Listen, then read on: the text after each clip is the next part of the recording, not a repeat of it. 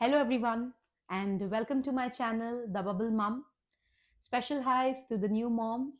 कैसे हैं आप? कैसा चल रहा है मदरहुड? आई होप आप बहुत अच्छे से मदरहुड को एंजॉय कर रहे हैं। और आज मैं आ चुकी हूँ एक न्यू वीडियो लेकर हमारे पोस्टपार्टम चैलेंज की सीरीज में। आज का वीडियो जो है वो बहुत इम्पोर्टेंट है और आज का टॉपिक जो मैं कवर करने वाली हूँ it is about breast feeding. Breast feeding बहुत सारी मॉम्स हैं जिनको बहुत सारे इश्यूज आते हैं, चैलेंजेस आते हैं ब्रेस्ट फीडिंग में। तो आज हम उन सब के बारे में बात करेंगे और मैं अपना पर्सनल एक्सपीरियंस भी शेयर करूंगी कि मुझे क्या चैलेंजेस आए थे मेरे बेबी को ब्रेस्ट फीड करने में। और वीडियो को लास्ट तक देखिएगा क्योंकि मैं आपके साथ एक बहुत ही यूजफुल टिप शेयर करने वाली हूँ जो so let's begin about breast feeding. तो ब्रेस्ट फीडिंग स्टार्ट करने से पहले मैं आपको बताना चाहती हूँ कि ब्रेस्ट फीडिंग को इक्विवेलेंट माना गया है अमृत।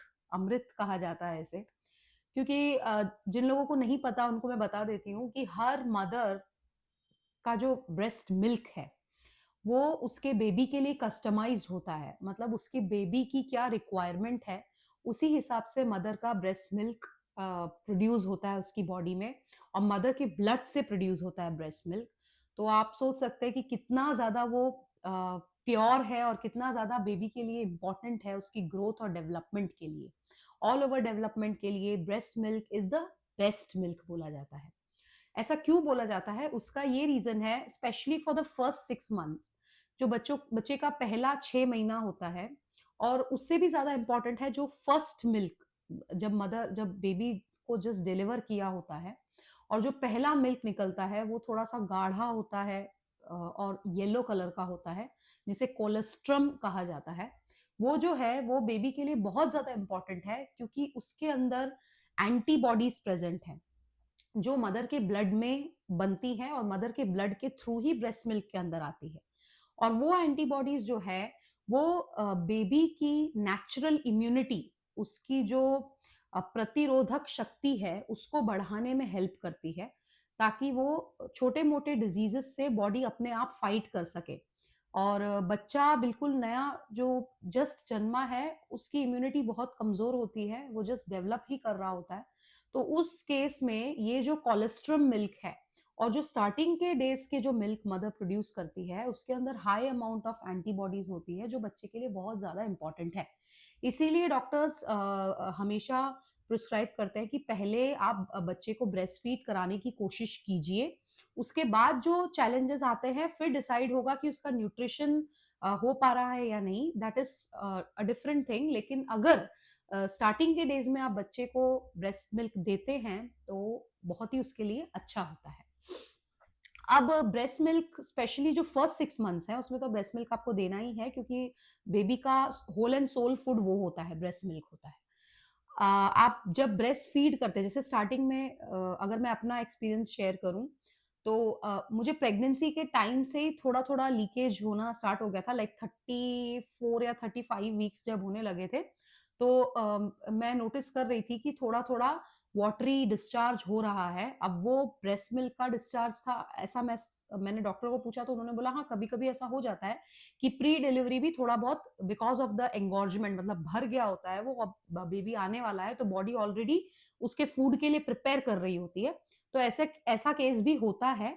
अगर आपको ऐसा हो रहा है तो प्लीज डरिए मत, ये नॉर्मल है। थोड़ा थोड़ा डिस्चार्ज निपल्स से होना बिफोर डिलीवरी भी कॉमन है। अभी एक बार आपने बच्चे को डिलीवर कर लिया, बच्चा जो है लैच करना, मतलब अगर वो मदर के निप्पल को उसके मुंह के अंदर बच्चा जब लेता है उस प्रोसेस को हम लैचिंग बोलते हैं।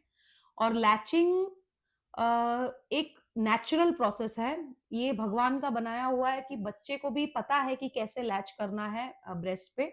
हाँ थोड़े बहुत चैलेंजेस आते हैं बट द बेबी नोज, उसका वो जो सकिंग है, क्योंकि वो मदर के पेट में ये एमनियोटिक फ्लूइड का सकिंग सकिंग मूवमेंट जो है, जो चूसना होता है, वो ऑलरेडी बच्चा जानता है। तो अपने हॉस्पिटल में जैसे मुझे वहाँ की नर्सेज ने फर्स्ट जो डिलीवरी हुई थी उसके पहले दिन ही उन्होंने बताया था कि इस तरह से करना है, और मेरा मिल्क भी बाहर नहीं आ रहा था तो उन्होंने निपल को बहुत ज्यादा प्रेस किया क्योंकि मेरे निपल्स भी फ्लैट थे।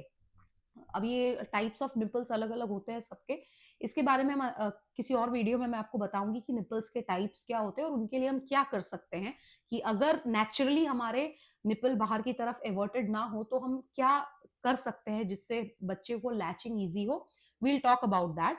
बट अभी मैं वो चीज की बात कर रही हूँ कि नर्सेस आपको सिखाती हैं स्टार्टिंग में कि आप इस तरह से उसको लैच कीजिए, और एक बार बच्चा लैच कर लेता है तो बच्चा अपने आप सक करने लगता है एंड बच्चा अपने आप मिल्क लेने लगता है। Now this is the normal procedure, ये ऐसा होना चाहिए, ठीक है। और स्टार्टिंग के डेज में थोड़ा सा पेन रहेगा, निपल्स पे थोड़ा पेन रहेगा ऑब्वियसली, क्योंकि जो न्यू बॉर्न है वो कम से कम 8 से 12 बार 24 घंटे में फीड करता है, करना ही पड़ता है, क्योंकि न्यूबॉर्न को हम 2-2 घंटे में फीड करने का डॉक्टर भी एडवाइस करते हैं, और वो करना भी चाहिए बिकॉज उनको भूख तेज लग जाती है, वो फ्रीक्वेंटली यूरिनेट भी करते हैं, स्टूल्स भी पास करते हैं, तो उनको फ्रीक्वेंटली हमको मिल्क देना पड़ता है, ब्रेस्ट मिल्क। ये हो गया नेचुरल प्रोसेस, नॉर्मली ऐसा होना चाहिए। नाउ क्या चैलेंजेस आते हैं अगर ये नॉर्मल प्रोसेस नहीं फॉलो हो रहा है, तो और क्या चैलेंजेस आ रहे हैं, हम उसके बारे में अभी डिटेल में बात करेंगे। तो पहला चैलेंज जो है, सबसे पहला जो मदर फेस करती है, वो है एक लो मिल्क सप्लाई। लो मिल्क सप्लाई यानी कि आपके ब्रेस्ट जो है बहुत ही स्मूथ है, और उसमें से बच्चा बार बार लैच करना चाह रहा है, बच्चा बार बार फ्रीक्वेंटली दूध मांग रहा है, क्योंकि उसका पेट भर नहीं रहा है, क्योंकि आपका मिल्क सप्लाई जो है वो बहुत कम है, बन नहीं रहा दूध उतना, ठीक है। तो ये नॉर्मल है, हर एक की बॉडी अलग होती है, मदर की बॉडी अलग होती है, हार्मोनल चेंजेस की वजह से, आपके डाइट की वजह से इसमें फर्क पड़ता है, और आप इम्प्रूव कर सकते हैं। जैसे हमारे इंडियन ट्रेडिशनल सिस्टम में गोंद हो गया, घी हो गया, जीरा हो गया, ये सारी चीजों का सेवन करवाते हैं न्यू मॉम को, ताकि उसका ब्रेस्ट का मिल्क जो है सप्लाई बढ़े, ठीक है। और मेडिसिन तो खैर इसमें कोई डॉक्टर बोलते नहीं है लेने के लिए, लेकिन इसका कोई ऐसा उपाय नहीं कि अचानक से मिल्क बढ़ जाएगा। द स्टेडी वे, कि अगर आपको अपना मिल्क सप्लाई इंक्रीज करना है तो the steady way is you keep feeding the baby. आप बार बार बेबी को फीड कराते रहिए, क्योंकि बेबी के डिमांड के हिसाब से ही आपका मिल्क बनता है। आपका जो मिल्क प्रोड्यूस है वो टोटली डिपेंड करता है कि बेबी कितनी बार फीड कर रहा है, कैसे फीड कर रहा है, उस हिसाब से आपकी बॉडी में दूध बनता है। तो आप बेबी को कंटिन्यूअसली फीड कीजिए, उससे आपका मिल्क सप्लाई जो है वो इंक्रीज हो सकता है। और आपको देखते ही पता चल जाएगा कि बेबी अगर सेटिस्फाई नहीं हो रहा है तो आप डॉक्टर से बात कीजिए, क्योंकि स्टार्टिंग के दिनों में न्यूट्रिशन देना बहुत ज्यादा इंपॉर्टेंट है उसके डेवलपमेंट के लिए। अगर उसका वेट गेन नहीं हो रहा है, रेगुलर चेकअप पे जाइए, तो डॉक्टर्स आपको बोलेंगे कि ब्रेस्ट मिल्क के साथ आप कॉम्बिनेशन कीजिए, आप फॉर्मूला भी दीजिए, वो भी बिल्कुल फाइन है। अगर आपका बॉडी मिल्क नहीं प्रोड्यूस कर रहा है तो इसमें आपकी कोई गलती नहीं है, ये आपकी बॉडी का नेचुरल मैकेनिज्म है, इसमें कुछ भी गलत नहीं है कि आप उसको फॉर्मूला फीड करें, नो प्रॉब्लम, आप दोनों कॉम्बिनेशन में भी फीड कर सकते हैं। हमारा मेन गोल ये नहीं है कि हम कितना मिल्क प्रोड्यूस कर रहे हैं, हम आसपास के लोगों को बता रहे हैं कि मेरा तो इतना दूध प्रोड्यूस होता है, वो हमारा गोल नहीं है। हमारा मेन सेंटर गोल है कि हम हमारे बच्चे के फूड को कितना सेटिस्फाई कर सकते हैं, उसका हंगर कितना सेटिस्फाई कर सकते हैं, उसकी डेवलपमेंट कैसी हो रही है, उसकी ग्रोथ कैसी हो रही है, वही हमारा मेन गोल होना चाहिए। It's not about us, it's about the baby, ठीक है। तो अगर हमारा बेबी अच्छे से ग्रो कर रहा है, फॉर्मूला पी के ग्रो कर रहा है, या कॉम्बिनेशन में अच्छा ग्रो कर रहा है, उसका डेवलपमेंट माइलस्टोन्स अचीव कर रहा है, देन एवरीथिंग इज फाइन, ठीक है। आप मिल्क प्रोड्यूस कर रहे हो नहीं कर रहे हो, दैट डजंट मैटर, अगर वो ठीक है देन एवरीथिंग इज फाइन। तो हमारा पहला हो गया कि लो मिल्क सप्लाई।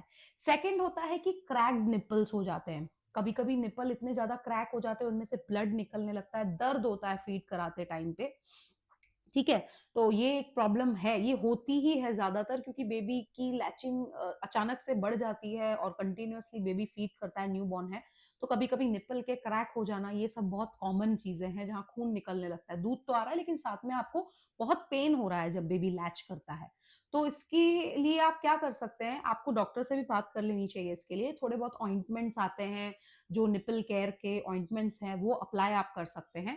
और ट्राई कीजिए कि बेबी जो लैच कर रहा है वो सिर्फ निपल पे ना लैच करे, बल्कि उसके एरियोला रीजन पे, यानी कि जो ब्लैक पार्ट है निपल का, मैं आपको इमेज एक यहाँ पे दिखा रही हूँ, उसको देखिए, ये पार्ट पे जाके बेबी लैच करे।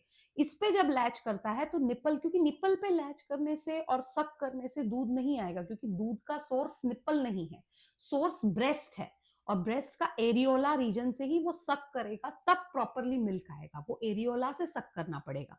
तो निप्पल पे सक करने से कुछ नहीं होने वाला, ना उसका मिल्क वहां पे एक्सप्रेस होने वाला है, और दूसरी चीज आपको पेन होगा, आपके निपल क्रैक होंगे, ब्लड आएगा, और ये बहुत ही मेसी कंडीशन हो जाती है। तो बेबी की जो सकिंग, जो लैचिंग है, वो हमारे लिए बहुत इंपॉर्टेंट है। उसे प्रॉपर लैच कराइए और ऐसे पोजिशन पे उसे रखिए। आप वो फीडिंग जो पिलोज होते हैं उसका यूज आप कर सकते हैं, नॉर्मल पिलो का यूज कर सकते हैं स्टार्टिंग में, या किसी को बोल सकते हैं कि आप उसको, बेबी को होल्ड कीजिए, थोड़ा प्रैक्टिस मिले कि किस तरह से उसको इस तरह से रख के आप उसको एरियोला पे लैच कराइए, ना कि लिपल पे, सॉरी निपल पे। तो उस वजह से आपका जो फीडिंग है प्रॉपर होने लगेगा, और ये निपल क्रैक होना, पेन आना, ये कम हो जाएगा। तो ये आप कर सकते हैं। तीसरा प्रॉब्लम है, जैसे लो मिल्क सप्लाई एक प्रॉब्लम है, उसी तरह से ओवर मिल्क सप्लाई भी एक प्रॉब्लम है। अगेन, ओवर मिल्क सप्लाई आप कर रहे हैं, दैट डजंट मीन कि आप बहुत ही अच्छे मदर है इसलिए आपका मिल्क बहुत ज्यादा रहा। No, it is again hormonal imbalance, वो भी एक हार्मोनल इम्बैलेंस ही है। और ये ओवर मिल्क सप्लाई की शिकार मैं रह चुकी हूँ, मेरा पर्सनल एक्सपीरियंस है ये, कि वो मिल्क जो है वो इतना ओवर सप्लाई हो रहा है। अब ये चीज हमें ध्यान रखनी है कि जब ओवर मिल्क सप्लाई होता है तो बच्चा बिल्कुल ही छोटा है, ना उसका रेस्पिरेटरी सिस्टम, ना उसका विंड पाइप, फूड पाइप, कुछ भी इतना ज्यादा डेवलप नहीं है। तो वो जो सक करके अंदर भेज रहा है, वो अपनी ही क्वांटिटी के हिसाब से थोड़ा सक करेगा। लेकिन ओवर मिल्क सप्लाई में क्या होता है कि निपल्स में शावर की तरह मिल्क आने लगता है, मतलब एक ओपनिंग से नहीं, बहुत सारी जगह से शावर की तरह मिल्क उसके मुंह के अंदर जाता है, जिसकी वजह से बच्चा ले नहीं पाता है, अटक जाता है उसको। मेरे लिए बहुत डिफिकल्ट हो रहा था ये चीज, मिल्क बन रहा था लेकिन ओवर सप्लाई हो रहा था।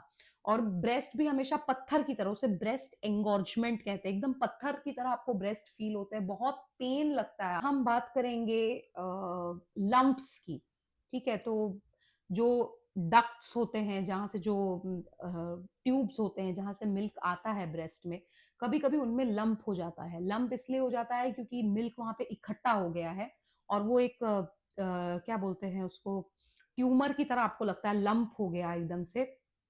तो उस केस में आपको डरना कुछ नहीं, नॉर्मल चीज है, होता ही है, स्टार्टिंग में तो बहुत होता है। तो आप क्या करें कि आप थोड़ा गर्म कपड़ा लें, उसका थोड़ा मसाज करें उस लंप के ऊपर, और हमेशा ट्राई करें कि जिस ब्रेस्ट पे लंप बना है पहले उसको एम्प्टी करें, मतलब बच्चे को पहले वहीं से फीड कराएं। उसको किसी को बोलें आप, अपने हेल्प को, कि आप गर्म कपड़े से उसको सेक लगाते रहें ताकि वो लंप जो है थोड़ा डिजोल्व होता जाए। मिल्क लंप डक्ट की वजह से ही होता है वो, तो मिल्क अगर सक हो जाता है, एक्सप्रेस हो जाता है, तो वो लंप अपने आप डिजोल्व हो जाता है। जहां पे आपके लंप्स बहुत ज्यादा कड़क हो जाते हैं और डिजोल्व नहीं होते, आप कुछ भी कर रहे हैं, कंप्रेस कर रहे हैं, उसको सेक लगा रहे हैं, तो भी वो डिजोल्व नहीं हो रहा है, और आपको बहुत पेन कर रहा है लंप, आपका फीवर होने लगा है, ब्रेस्ट जो है आपका थोड़ा सा रेडिश हो गया है, ब्लड सप्लाई इकट्ठा होने लगा है, ये सब चीजें अगर हो रही हैं, तो ये एक मेडिकल कंडीशन है, ये एक प्रॉब्लम है जिसे हम मैस्टाइटिस कहते हैं। ये एक इन्फेक्शन है बेसिकली, मिल्क डक्ट में इन्फेक्शन होने लगता है, और इसके लिए तो आपको मेडिसिन लेनी पड़ेगी, कभी कभी उसको रिमूव करना पड़ता है सर्जिकली भी लंप को। तो ये सब चीजें थोड़ा डॉक्टर के कंसल्टिंग से, नॉर्मल कॉमन चीज प्रॉब्लम होती है वो ये है कि बेबी जो है वो ब्रेस्ट को नहीं लेना चाहता है। बहुत से बेबी ऐसे होते हैं, नेचुरल इंस्टिंक्ट है उनका, उनको ब्रेस्ट फीड नहीं करना है, वो बॉटल को ज्यादा प्रेफर कर रहे हैं, उन्हें बॉटल से पीना अच्छा लग रहा है, तो वो निपल पे सक ही नहीं कर रहे हैं, वो लैचिंग के लिए कोई एफर्ट ही नहीं डाल रहे हैं, उनको नहीं पसंद आ रहा है। तो ये भी केस होता है, ये भी बहुत नॉर्मल है, ठीक है। तो ऐसे केस में आप क्या कर सकते हैं, आप अपना ब्रेस्ट मिल्क एक्सप्रेस करके आप बॉटल्स में डालिए और बॉटल फीड कीजिए, क्योंकि ऑप्शन ही नहीं है, बेबी को फीड तो हमको करना ही है। अगर वो बॉटल फीड लेना चाह रहा है instead of breast feeding, so B it, हमको वही करना पड़ेगा। कुछ कॉमन प्रॉब्लम्स हैं जो ब्रेस्ट फीडिंग मदर को आ सकती है, और ये सब ओवरकम आप कर सकते हैं। अब मैं आपको एक बहुत ही इंपॉर्टेंट चीज बताती हूँ जो आपको ब्रेस्ट फीडिंग में बहुत ज्यादा हेल्प करेगी। सबसे पहली चीज, आप खूब सारा पानी पीजिए, इतना ज्यादा पानी पीजिए। आपका उससे ब्रेस्ट मिल्क सप्लाई इतना इंक्रीज हो जाएगा, आपकी बॉडी एनर्जाइज्ड रहेगी, ठीक है? आप हाइड्रेट करते रहिए, अपने पानी पीजिए और आप ट्राई कीजिए कि आप ऐसा फूड लें, डाइट ऐसा लें जिसमें प्रोटीन कंटेंट ज़्यादा हो।